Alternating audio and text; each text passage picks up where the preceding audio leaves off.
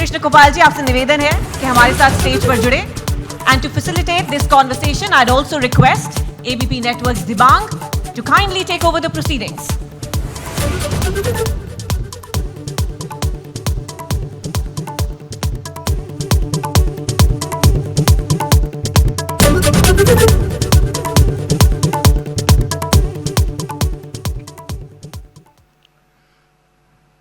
नमस्कार, मैं हूं दिबांग। कृष्ण गोपाल जी, आपका स्वागत है। आपने दिल्ली में एक बड़ा बयान दिया पाकिस्तान को लेकर, और आपने कहा कि अगर पाकिस्तान चाहे तो भारत गेहूं भेज सकता है, 20 लाख टन भेज सकता है, वो मांगता नहीं है। क्या कहना चाह रहे हैं आप? भारत का जो विचार है, सर्वे भवन्तु सुखिनः, दुनिया में सभी सुखी रहें। दुनिया में कोई भी मनुष्य कहीं पर भी भूखा ना रहे। हमारे पड़ोस में ठीक है, पाकिस्तान संकट में है, लेकिन बार बार वो हमारे ऊपर आक्रमण भी करता है। लेकिन यदि पाकिस्तान उदार मन से भारत से गेहूं मांगता तो भारत सदाशयता के साथ उसको जरूर देता। यह भारत की सनातन परंपरा है। अभी कोरोना में आपने देखा ना, हमारे पास मेडिसिन्स थे, वैक्सीन थे, तो हमने जरूरत वाले देशों को तुरंत दिया। हमने गेहूं भी दुनिया में अनेक देशों को दिया जिनको आवश्यकता है। सौभाग्य से भारत के पास सरप्लस गेहूं है, लेकिन वो अपनी जिद छोड़े ना, वो जिद नहीं छोड़ता, शत्रुता नहीं छोड़ता। ये बड़ी उसकी समस्या है। आप कहते हैं सर्वे भवन्तु सुखिना, आप कहते हैं हमने सबको वैक्सीन दी, आप कहते हैं हमने गेहूं भी दिया, लेकिन जब पाकिस्तान की बात आती है वहाँ हालत खराब है। आपने कहा कि 250 रुपये किलो गेहूं बिक रहा है, आप क्यों नहीं भेजते हैं? उसमें आप क्यों चाहते हैं कि वो आपसे मांगे, हाथ जोड़े, तभी आप करेंगे? जब आप सबको देते हैं खुले मन से दीजिए। आप तो कह चुके हैं कि ये अपना ही देश है। आपने कहा पाकिस्तान के लिए कल कि अपना देश है। ये तो भारत सरकार से मांगेगा ना, तो भारत सरकार से मांगेगा तो भारत सरकार विचार करेगी इसके ऊपर। मेरा मानना है जरूर भारत सरकार उदारता पूर्वक विचार करेगी, लेकिन वो मांगने का मन तो बनाए। उसकी जिद तो ये है ना। कृष्ण गोपाल जी, मैं यही समझना चाह रहा था कि इसमें मांगना क्यों जरूरी है, अगर हम देख रहे हैं कि लोग वहाँ भूखे हैं। और आपने कहा कि आपके शब्दों का चयन आप पता नहीं कैसे इसको समझाना चाहेंगे। आपने कहा कि पाकिस्तान में तो कुत्ता भी नहीं भूखा सोना चाहिए। तो मांगना क्यों जरूरी है? हम लोग उदार नहीं है, हमें दिखाई नहीं दे रहा है क्या? इंटरनेशनल रिलेशनशिप में जो बातें आवश्यक है ना, वो बातें तो आवश्यक है, जरूरी है।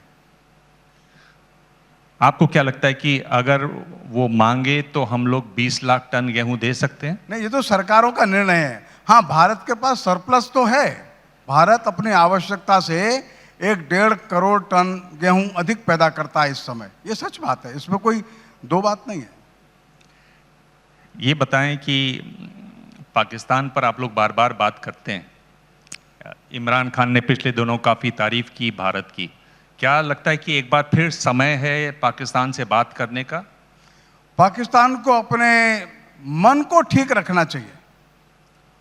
स्वतंत्रता के बाद से ही पाकिस्तान ने 4 बार भारत के ऊपर आक्रमण किया है।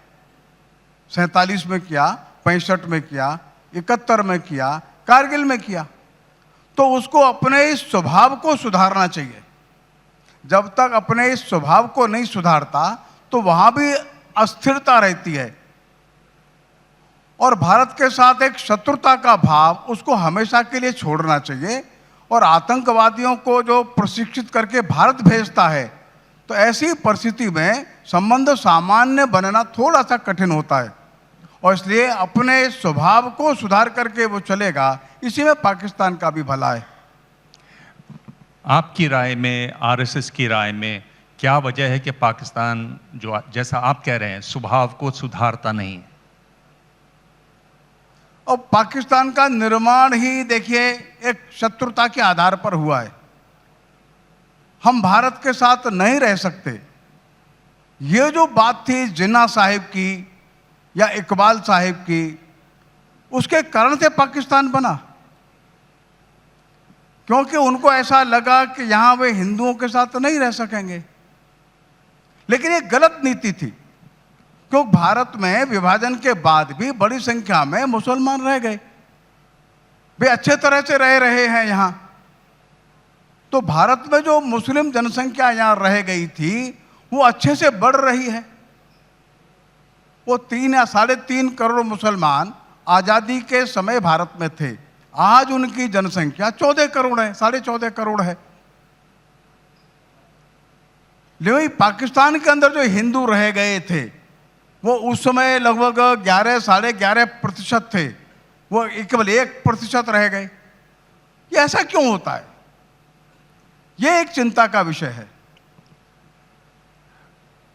जो आबादी थी मुसलमानों की वो करीब 26% थी, जिन्ना मांग रहे थे 30% आरक्षण। आज वो घट गई है, भारत में करीब 15-16% मुसलमान हैं, 17% मुसलमान हैं।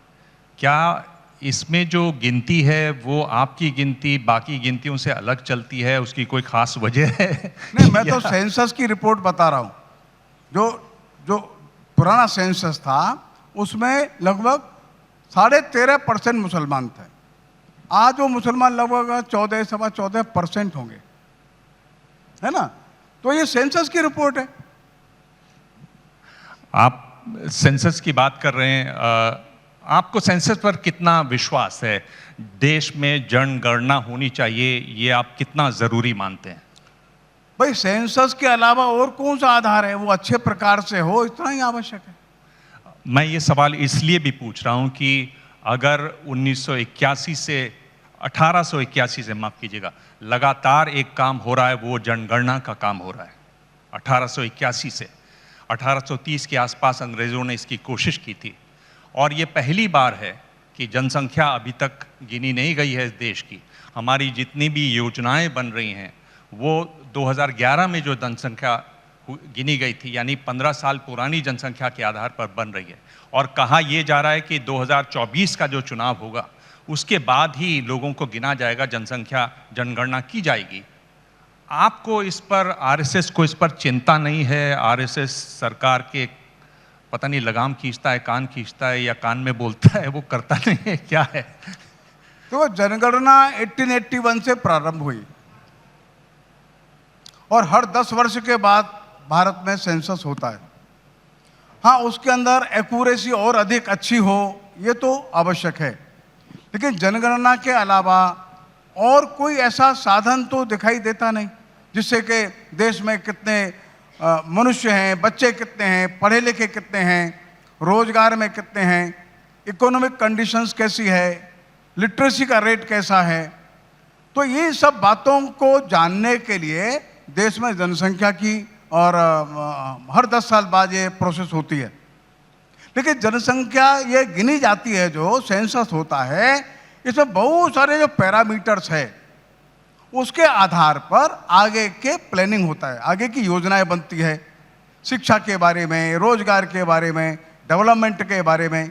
तो सेंसस तो आवश्यक है, लेकिन ये सेंसस बहुत सारी बातों को डिक्लेयर भी करता है, बताता भी है क्या स्थिति है।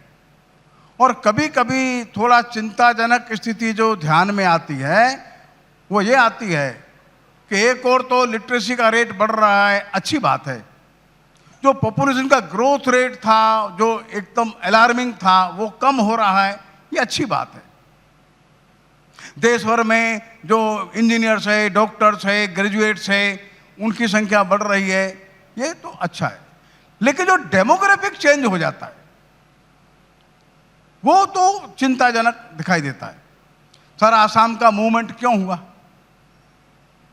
जब 1941 के सेंसस के आधार पर मुस्लिम मेजॉरिटी वाले डिस्ट्रिक्ट्स जो है वो पाकिस्तान को चले गए, लेकिन पिछले 60-70 वर्षों के अंदर वहां 9-10 डिस्ट्रिक्ट फिर मुस्लिम मेजॉरिटी के हो गए। तो एक जनगणना ये भी बताता है कि खतरा कहाँ पैदा हो रहा है, ये अच्छा नहीं है।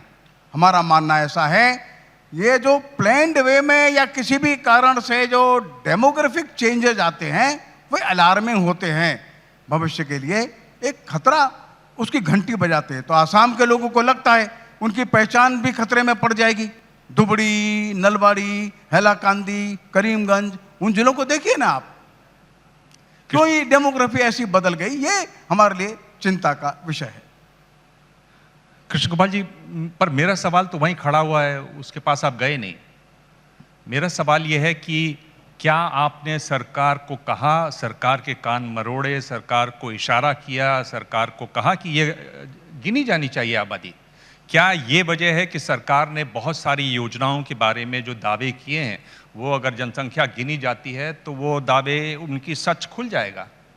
10% घरों में बिजली है, हम ये मान लें कि सभी घरों में बिजली है गांव के, ये सारी बातें खुल जाएंगी।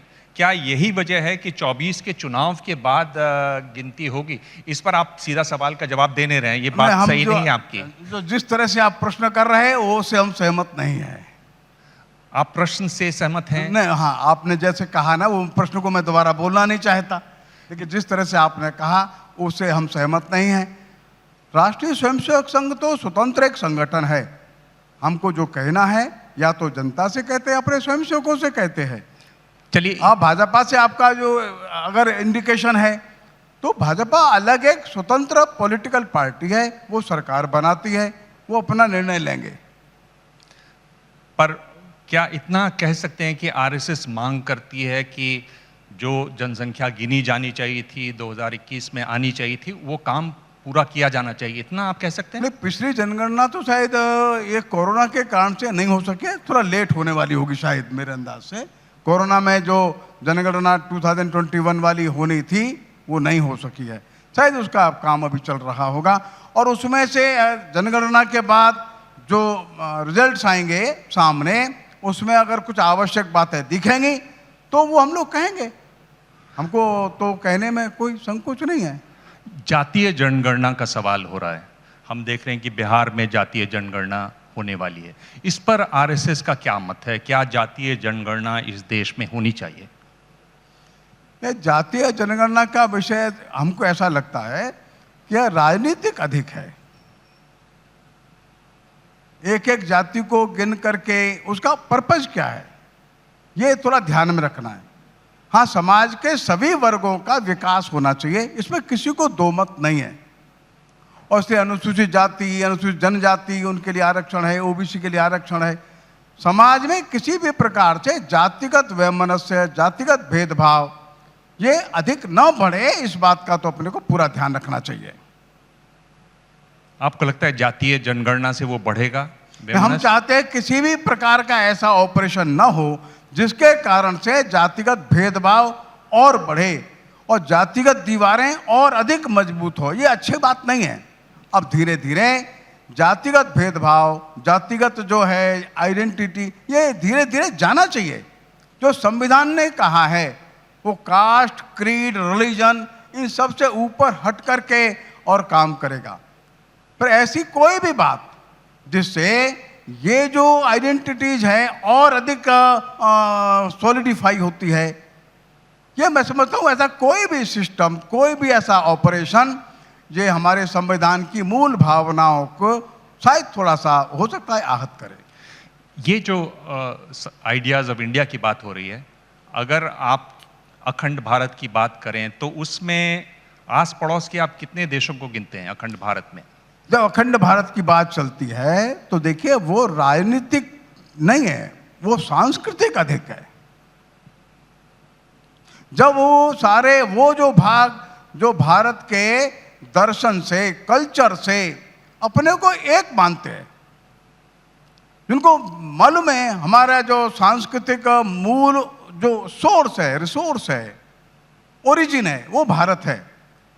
तो भारत के इस दार्शनिक, सांस्कृतिक, वैचारिक इस भाव से जो एक रूप मानते हैं, वे अपने आप को भारत के साथ ही जोड़ते हैं। हम समझते हैं वह जो एकता है वो अधिक महत्व की है राजनीतिक एकता के तुलना में। उसमें आप किन किन देशों को शामिल करेंगे अखंड भारत में? हमको ऐसा लगता है कि नेपाल है, भूटान है, म्यांमार है, आपका लंका है, ये सब देश भारत को अपना बड़ा भाई जैसा मानते ही है। पाकिस्तान? उनको भी लगता है। पाकिस्तान भी, अब देखिए आजकल वहाँ कई यूनिवर्सिटीज में ये विषय चलता है कि पाकिस्तान का जन्म कब हुआ। तो बड़ी मात्रा में हिस्ट्री के प्रोफेसर्स जो है इस बात से सहमत नहीं है कि पाकिस्तान का जन्म 14 अगस्त 1947 को हुआ। वो मोहनजोदड़ो को अपने साथ जोड़ते हैं, तक्षशिला को अपने साथ जोड़ते हैं, जो इंडस वैली सिविलाइजेशन है उसको अपना मानते हैं, अपने को हजारों साल पीछे ले जाते हैं। और ऐसा पाकिस्तान के 12 यूनिवर्सिटीज में अच्छी डिबेट होती है। तब पाकिस्तान अपने आप को हजारों साल पीछे ले जाता है तो कहाँ जाता है? तो वो हमारे प्राचीन भारत के साथ ही जुड़ जाता है। वो पाणिनि को अपना मानता है, वो तक्षशिला विश्वविद्यालय के पढ़ाए जाने वाले विषयों को पाकिस्तान के एंसिस्टर्स का मानता है। और पाकिस्तान के वे जो प्रोफेसर्स हैं आज, वे कहते हैं हमने एक समय पर अपना रिलीजन बदला, लेकिन अपने फोर फादर्स तो नहीं बदले। हमारा कल्चर, हमारा सिविलाइजेशन, हमारे जो जमीन है, वो परंपराएं, ट्रेडिशंस, कस्टम बहुत पुराने हैं। ये जो भाव है, ये जो आपने पहले प्रश्न पूछा, उससे उनको जोड़ता है। फिर जी, ये बताएं कि इस सब में अखंड भारत का जो आपका सपना है, उसमें पीओके का कितना महत्व समझते हैं आप? इस पर गृह मंत्री भी बयान दे चुके हैं। आपकी पीओके पर क्या राय है, क्या होना चाहिए? पीओके ही नहीं, हम तो ये कहते हैं कि जो भी स्थान ऐसा जो कभी भारत के साथ रहा है और धीरे धीरे अपने पुरखों को याद करेगा, पूर्वजों को याद करेगा, पुरानी परंपराओं को याद करेगा, तो अपने एक इतिहास की ओर चल देगा। तब उसको ध्यान में आएगा जो चेंजेस तो बाद में आए, तब उसको इकट्ठा होने का, एक होने का एक आधार मिलेगा, एक ग्राउंड क्रिएट होगा उसमें से। और ये कोई 2-4 दिन की बात नहीं है, और कम से कम राजनीतिक दृष्टि से ये संभव नहीं होगा। और इसलिए जो कल्चरल जो थ्रेड्स है, जो कल्चरल एस्पेक्ट्स है, हिस्टोरिकल एस्पेक्ट्स है, जहां पर कि एकता के भाव मजबूत होते हैं, उनको बार बार ध्यान देने से एक अखंड प्राचीन सांस्कृतिक भारत का फाउंडेशन बनता है। आपको नहीं लगता कि पीओके तो हमें जाके अब ले लेना चाहिए? मैं पूछ रहा हूं सवाल आपसे। नहीं, मैं इस पर कोई उत्तर नहीं दे सकता ऐसे। एक नई तरह की कोशिश की मोहन भागवत जी ने, वो मस्जिद में गए और वहाँ जो मुस्लिम धर्म गुरु हैं उनसे बात की, उसमें बातचीत हुई और जो तरह तरह की बातें आई, और उसमें SY कुरैशी साहब थे जो पूर्व मुख्य चुनाव आयुक्त थे। उन्होंने कहा कि भागवत जी ने कहा कि हिंदुओं को काफिर कहा जाता है, वो उनको सही नहीं लगता। मुसलमान पक्ष था, उन्होंने कहा कि हमें आतंकी कहा जाता है, पाकिस्तानी कहा जाता है, ये बात जिहादी कहा जाता है, ये बात सही नहीं है। आप थे उसमें शामिल उस मुलाकात में, किस तरह की बातें हुई, क्या इसका मकसद है, क्या करना चाह रहा है RSS? वो इलियासी साहब बहुत दिनों से निमंत्रण दे रहे थे, एक 10-12 साल से उनका एक निमंत्रण था, आप कभी हमारे घर आइए। और पुराने हमारे सरसंघ चालक सुदर्शन जी कई बार गए भी थे उनके यहाँ। उनके निमंत्रण पर मान्यवर मोहन भागवत जी वहाँ गए थे, थोड़ा देर उनके घर पर बैठे, एक मदरसे के विद्यार्थियों के साथ उनकी बातचीत हुई, बस इतना ही हुआ था। और विद्यार्थियों से उन्होंने वार्तालाप में पूछा था, पर इस देश के बारे में आप क्या जानते हैं, हमारे देश के उत्तर में क्या है, दक्षिण में क्या है, पूर्व में क्या है, पश्चिम में क्या है, अपने को कैसे जीवन जीना चाहिए, अपने को सत्य निष्ठा के साथ चलना चाहिए, महिलाओं का सम्मान करना चाहिए। ऐसे कुछ मुद्दों पर बातचीत मोहन जी ने अपने इन विद्यार्थियों के साथ की थी। क्या उसमें आप ये जो बातचीत हुई, जो कुरैशी साहब हुई, वो भी बातें वो अलग प्रसंग है। वो क्या है, उस पर बताएं, और उसमें कोशिश क्या है RSS की तरफ से? वो उसमें इतना ही था, कुछ मुस्लिम विद्वानों ने मिलने के लिए थोड़ा समय मांगा था, तो उनका पत्र आया था, वो मिलने के लिए आए थे, एक आधा घंटे के लिए। बड़ी इनफॉर्मल सी बात है, किसी मुद्दे पर बातचीत उस दिन नहीं हुई थी। एक किसी और विशेष इशू को लेकर के कोई चर्चा नहीं हुई। इतनी चर्चा हुई कि मिल करके बैठना चाहिए। आपस में कुछ ऐसे हैं मुद्दे जिनको मिलकर बैठकर हल किया जा सकता है, अच्छी बात है। एक और मुद्दा है, वो यूनिफॉर्म सिविल कोड का है। हम देख रहे हैं कि मैंने पिछले हफ्ते ही बात की उत्तराखंड के मुख्यमंत्री से, और वहाँ पर एक कमेटी बनी हुई है जो जल्द ही अपनी रिपोर्ट देगी। योगी जी से भी मैंने इसी पर सवाल किया तो वो उतने सीधा जवाब नहीं दे रहे थे जितना उत्तराखंड के मुख्यमंत्री ने दिया। क्या आपकी राय है, और क्या आरएसएस ने ऐसा कुछ निर्देश देते हैं, कान में बोलते हैं? मतलब सांस्कृतिक संगठन जरूर हैं, पर बीजेपी से आपकी बातचीत तो होती है, और आप ये बातचीत पिछले दिनों देख भी रहे थे। कैसे आपने कुछ कहा है इस बारे में, यूनिफॉर्म सिविल कोड के बारे में? यूनिफॉर्म सिविल कोड के बारे में संविधान सभा में चर्चा हुई है। जो कॉन्स्टिट्यूशनल असेंबली है, उस असेंबली के डिबेट्स में हम लोग को जाना चाहिए। तो जो फ्रेमवर्क ऑफ द कॉन्स्टिट्यूशन है, उनका भी एक विल है। वो विल क्या है? संविधान निर्माताओं ने क्या बातें ध्यान में रखकर यह अपेक्षा व्यक्त की थी कि देश को जल्दी ही एक यूनिफॉर्म सिविल कोड मिलेगा। ये बात ठीक है, उस समय इस पर सहमति नहीं बनी और उन्होंने भविष्य के लिए इसको छोड़ दिया। नंबर 2, अनेक बार सुप्रीम कोर्ट ने सरकार को यह निर्देश दिया है कि जल्दी ही यूनिफॉर्म सिविल कोड की तैयारी करो, इसको लाने का कोशिश करो। तो वो क्या बात है? किन मुद्दों पर हमारी संविधान सभा के सदस्यों ने और किन मुद्दों पर हमारे सर्वोच्च न्यायालय ने निर्देश दिए हैं, उन मुद्दों को अपने को ढूंढकर निकालकर कुछ मुद्दों पर अगर बन जाती है और सहमति, तो इसको लाना चाहिए। ये हमारी संघ की राय नहीं है, फिर मैं बता रहा हूं, संविधान के निर्माताओं की राय है। ये संविधान में है, संविधान सभा की डिबेट में है ये। नंबर 2, ये सर्वोच्च न्यायालय के भिन्न भिन्न निर्णयों में है कि देश को एक यूनिफॉर्म सिविल कोड की ओर बढ़ना चाहिए। लेकिन इसको अब बहुत लंबा समय हो गया, 72 ईयर्स हो गया। तो कोई तो इस पहल को करे। अगर सब बातों पर सहमति नहीं बनती है, तो जिन बातों पर सहमति बनती है, उस एक देश में उन मुद्दों पर एक कानून आ जाए तो शायद अच्छा रहेगा। भागवत जी, अब तो डबल इंजन की सरकारें बहुत सारे राज्यों में हैं। डबल इंजन की सरकारें बहुत सारे राज्यों में हैं। क्यों नहीं आप इस पर सरकार को कहते, बीजेपी को कहते कि भाई अब कर दो, अभी नहीं तो कब? देखिए, बार बार वही प्रश्न पूछते हैं। सरकारों को कहने का काम हमारा नहीं है। नंबर 1, सरकारें स्वतंत्र है। भाजपा एक स्वतंत्र संगठन है। भाजपा में काम करने वाले जो मंत्री है, मुख्यमंत्री है या केंद्र की सरकार है, वे मिलकर के अपने हिसाब से निर्णय लेते हैं। राष्ट्रीय स्वयंसेवक संघ कोई अलग से कोई बाहर बैठी एजेंसी नहीं है जो उनको निर्देश दे, ऐसा कुछ नहीं है। वही बात सच है। बीबीसी पर रेड हुई पिछले दिनों, हमने देखा। हम अगर बीबीसी का इतिहास देखें तो 1968 में कोलकाता पर एक फिल्म बनाई थी बीबीसी ने, बीबीसी को बैन किया गया, बीबीसी के दफ्तर बंद हुए। 1971 में बीबीसी फिर लौटा, 75 में फिर जब इमरजेंसी लगी लंदन से चला बीबीसी, और उसके बाद 84 के दंगे हुए, बीबीसी ने फिल्म बनाई, वो दिखाई गई। अब ब्रिटिश पार्लियामेंट में कहा गया कि हम पैसा ज़रूर देते हैं लेकिन इनको बोलने की आज़ादी लोकतंत्र में होनी चाहिए। आपकी इसमें क्या राय है? क्या इस तरीके से रेड्स करना एक फिल्म बनने के बाद, डॉक्यूमेंट्री बनने के बाद, क्या ये सही आप इसको मानते हैं?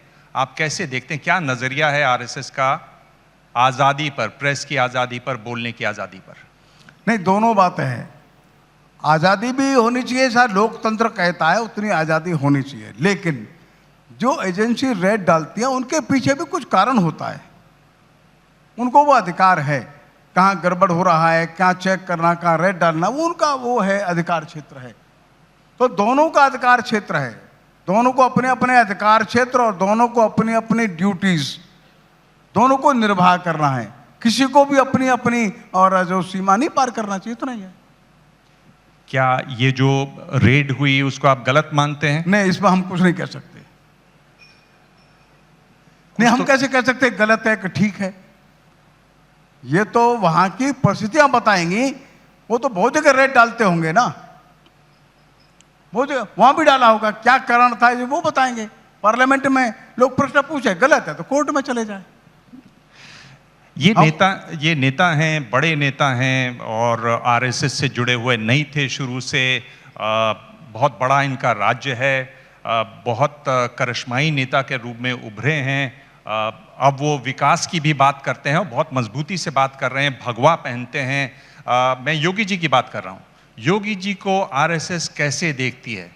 क्योंकि अगर आप जिस तरह की चर्चाएं होती हैं, जिस तरह की बातें होती, खासतौर पर दिल्ली की सत्ता के गलियारों में, तो देखा जा रहा है कि ये भविष्य के प्रधानमंत्री हैं और आरएसएस बैक्ड हैं, आरएसएस का समर्थन है इनको। नहीं, ऐसा कुछ नहीं। योगी जी एक अच्छे व्यक्ति, इतना ही है। और आप सभी लोग उनको जानते हैं और आज से राजनीति में तो नहीं आए हुए, वे शायद 5 बार सांसद भी रहे हैं, विधायक भी रहे हैं। और उनका जो मठ है, वो मठ के जो प्रमुख है वे सांसद का चुनाव लड़ते हैं। इनके पूर्व के गुरु महंत अवैधनाथ जी, वे भी सांसद रहे। उनके पूर्व के गुरु दिग्विजय नाथ जी, वे भी सांसद रहे। हाँ, ये बात सच है कि महंत होते हुए भी उस गद्दी का प्रमुख जो है राजनीति में रहता है, उन्होंने स्वीकार किया है। लेकिन उत्तर प्रदेश में उनकी उपलब्धियां हैं जिसको सारा देश भी शायद देखता जानता होगा। लेकिन भविष्य में क्या है ये भाजपा को निर्णय करना है, ये संघ के निर्णय का प्रश्न ये नहीं है। पर संघ का उनको समर्थन रहेगा? संघ को इस तरह के नेता पसंद हैं? हमारा सभी अच्छे भले लोगों को समर्थन है। ये बताइए कि एक और चीज़ जो योगी जी के साथ आई और जो अब उत्तर प्रदेश से मध्य प्रदेश में भी दिखाई दे रही है, जम्मू कश्मीर तक पहुंच गई है, बुलडोज़र की मैं बात कर रहा हूं। अगर बुलडोज़र का इतना इस्तेमाल होता है तो कानून व्यवस्था, संविधान, न्याय व्यवस्था ये तो फिर पीछे छूट जाती है। आप बुलडोज़र चला दीजिए, बात खत्म। नहीं, बुलडोज़र चला रहे होंगे वे, और आपको ऐसा लगता है कि गैर कानूनी है तो उसके लिए न्यायालय खुला है। ये बुलडोज़र चलना गलत है कि ठीक है, या तो ये विधानसभा तय करेगी, लोकसभा तय करेगी, या न्यायालय तय करेगा। अगर वो गलत चलता है तो कोर्ट में जाओ ना। कोर्ट में जाने के लिए स्वतंत्र है सब लोग। हाई कोर्ट जाओ, सुप्रीम कोर्ट जाओ। ये तो बिल्कुल साफ बात है, मेरे ख्याल से सब जानते हैं कि अगर आप किसी बात से सहमत नहीं है तो कोर्ट जाइए। पर मैं ये पूछ रहा हूं कि एक अपनी भी तो सोच होती है, एक सरकार की भी तो सोच होती है। आप जैसे संगठन जो इतनी चीज़ों को सोचता है, इतनी जगहों पर जाकर लोगों की मदद करता है, उसकी भी तो एक सोच होती है। आपकी सोच में बुलडोज़र कहाँ है, ये पूछ रहा हूँ। ऐसा है कि जो मेरे को जानकारी है, मैं उसमें बहुत ज़्यादा गहराई से गया नहीं, लेकिन कुछ अपराधी वृत्ति के लोग होते हैं और गलत ढंग से मकानों पर कब्जे कर लेते हैं, गलत ढंग से मकान बनाते हैं और उनको बहुत नोटिस हो चुका होता है, वो हटाते नहीं। ये मेरे को मालूम है असलियत क्या है, सच क्या है। अगर सही मकान तोड़ा है तो कोर्ट कचहरी है ना, जाते क्यों नहीं है? पर अपराध भी करते हैं, इल्लीगल मकान भी बनाते हैं, नोटिस देने के बाद तोड़ते भी नहीं हैं, तब लास्ट शायद रेमेडी मुझको लगता है उनके पास वो बचता होगा। मैं उसके न पक्ष में हूं न विरोध में हूं, लेकिन जो पीड़ित वर्ग है उनको लगता है गैर कानूनी काम हो रहा है तो देश में न्यायालय अभी भी सामर्थ्यवान है और हाई कोर्ट है, सुप्रीम कोर्ट है, और कोई हाई कोर्ट सुप्रीम कोर्ट किसी प्रकार से प्रभावित है ऐसा मानने का कोई कारण मैं नहीं मानता। ये एकदम बिल्कुल राजनीति से दूर मैं थोड़ा जा रहा हूं, पर मैं आपसे पूछ रहा हूं क्योंकि देश में इसको लेकर बहुत चिंता है। खासतौर पर हिंदी पट्टी में बहुत सारे लोग हैं जिन्होंने LIC में पैसा लगाया हुआ है, जिन्होंने स्टेट बैंक ऑफ इंडिया में पैसा लगाया हुआ है, पंजाब नेशनल बैंक में लगाया हुआ है। 80,000 करोड़ का निवेश है अडानी कंपनी में। क्या आपको लगता है कि ये जो आम लोग हैं इनका पैसा सुरक्षित है? क्यों नहीं RSS की तरफ से इस पर कोई भी बयान आया कि भाई कम से कम इसकी जांच होनी चाहिए, क्योंकि हमारे ही लोग हैं, देश के लोग हैं जिनका पैसा है इन बैंकों में। हम समझते हैं इस केस को तो अब सुप्रीम कोर्ट भी देख रहा है और सभी लोग देखें तो केस बिगड़ न जाए कहीं आपका।